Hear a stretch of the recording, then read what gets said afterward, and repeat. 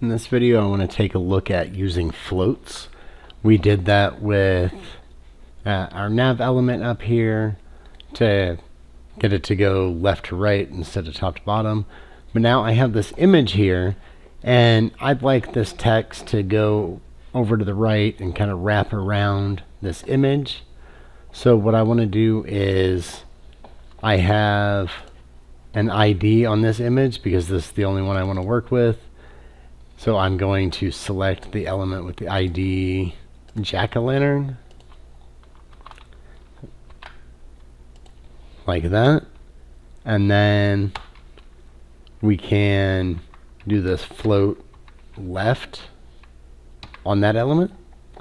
So now when I save this, I refresh my page. Now that is floating around it. Depending on the size of my page and everything, my footer may not look right with that. In this case, it's okay. Let's see. So here, whoops. Change this width. Yeah, it looks okay. It's down here where I would want it. When that image is larger, my footer kind of runs into it. We can see that here. So taking a look at how we can fix that. First of all, we can see floating this image to the left allows these other elements to kind of float up against it. They're not going back behind it, which is a good thing because we're not hiding anything. But we are running into this issue of some of these elements, like this footer. I would want this down at the bottom of the page, not to the left of this image.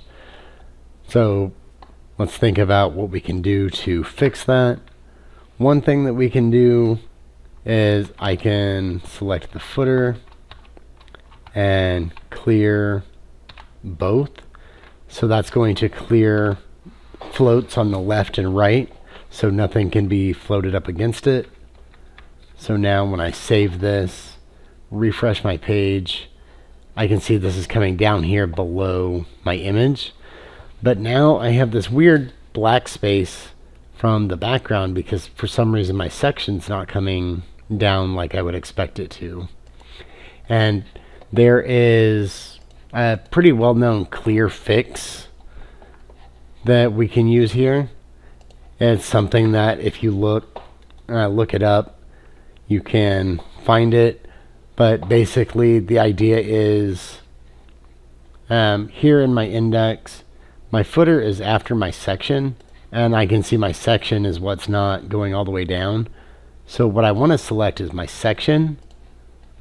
That's my group. So section and then colon after. So I'm selecting after that. And what that after is doing is basically creating a last child